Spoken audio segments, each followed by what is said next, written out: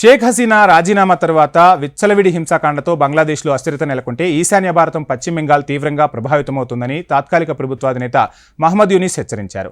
Myanmar కూడా ఇందుకు మినహాయింపు కాదన్నారు. అటు హసీనాకు ఆశ్రయం ఇచ్చినందుకు బంగ్లా ప్రతిపక్ష పార్టీ బంగ్లాదేశ్ నేషనలిస్ట్ పార్టీ కూడా భారత్కు వార్నింగ్ ఇచ్చింది.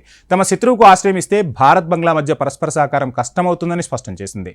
గురువారం ప్రభుత్వ ప్రధాన సలహాదారు ప్రధానికి ఉండే అధికారాలతో బాధ్యతలు చేపట్టే ముందు యునెస్ కొన్ని మీడియా సంస్థలతో మాట్లాడారు. దేశంలో శాంతి భద్రతల స్థాపన తన ప్రథమ కర్తవ్యమని స్పష్టం చేశారు. హసీనా పాలనలో చాలా ఏళ్లుగా శాంతి భద్రతలు లోపించాయని ఆరోపించారు. ఆ కారణంగానే ఆమె రాజీనామా చేయాలన్న డిమాండ్ పెద్దదైందని, చివరకు వైద్యులకు తప్పలేదని అన్నారు.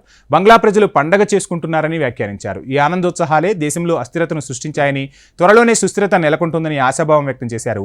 అస్థిరతకు ప్రజాస్వామ్యమే ఔషధమని గుర్తెరగాలన్నారు. బంగ్లాలో ఉగ్రవాదం, ఇస్లామిక్ ఛాందసవాద కార్యకలాపాలు, హసీనా తండ్రి బంగ్లా జాతిపిత ముజిబుర్ రహమాన్ విగ్రహాన్ని కూల్చడం గురించి ప్రశ్నించారు మీడియా.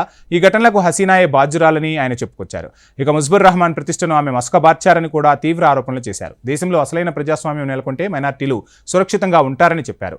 మరోవైపు హసీనాకు భారత్ మద్దతు ఇవ్వడంపై ఆయన తీవ్ర అభ్యంతరాలు కూడా వ్యక్తం చేస్తున్నారు. సో ఏది ఏమైనా శరణు కోరి వచ్చిన వారిని భారత్ తన హక్కున చేర్చుకుంటుంది. అందులోనూ ఓ మహిళ భారత్తో ఎన్నో ఏళ్లుగా ఆమె సన్నిహిత సంబంధాలు కలిగి ఉన్నారు. అటువంటప్పుడు ఆశ్రయం కల్పించడంలో తప్పేమీ లేదు. ఆశ్రయాన్నే కల్పిస్తున్నాం, కానీ ఆ దేశ సార్వభౌమాధికారంలో భారత్ ఎక్కడా తలదూర్చట్లేదు. అక్కడి పరిస్థితులు సద్దుమణిగిన తర్వాత ఖచ్చితంగా హసీనా మళ్ళీ బంగ్లాదేశ్కే వెళ్ళబోతున్నట్టుగా కూడా తెలుస్తుంది. సో ఏది ఏమైనా పక్క దేశాలతో సత్సంబంధాలు ఉండాలనే భారత్ కోరుకుంటుంది. పక్క దేశాలలో శాంతి వెల్లివిరియాలనే భారత్ ఆశిస్తుందనేది మాత్రం ప్రపంచ దేశాలకు కూడా తెలుసు. బంగ్లాలో ఉన్న ఇప్పుడు నేతలు వారు విర్రవీగి ప్రసంగాలు చేసినంత మాత్రాన భారత్కు పోయేదేమీ లేదు. ఆ దేశానికి ఏదైనా అవసరం వచ్చినప్పుడు వారు ఖచ్చితంగా మరి భారత్ వైపే చూడాలనేది వారికి కూడా తెలుసు. ఆ రోజులు త్వరలోనే రాబోతున్నాయి. మళ్ళీ బంగ్లా భారత్ మధ్య స్నేహం అనేది ఖచ్చితంగా వెల్లివిరుస్తుందని మనము ఆశిద్దాం. ఇది ఇవాల్టి news tips. Please subscribe HM TV.